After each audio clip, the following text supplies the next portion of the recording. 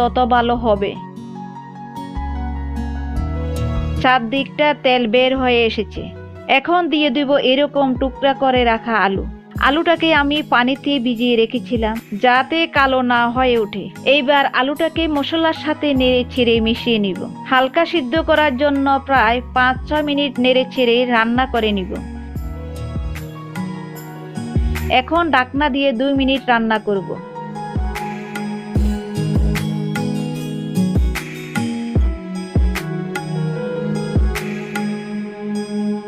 এইবার 1 কাপ পরিমাণ পানি দিয়ে ঢাকনা দিয়ে দিব।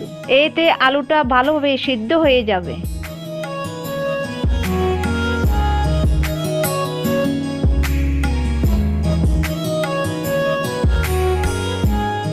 আলুটা হালকা সিদ্ধ হয়ে গেছে।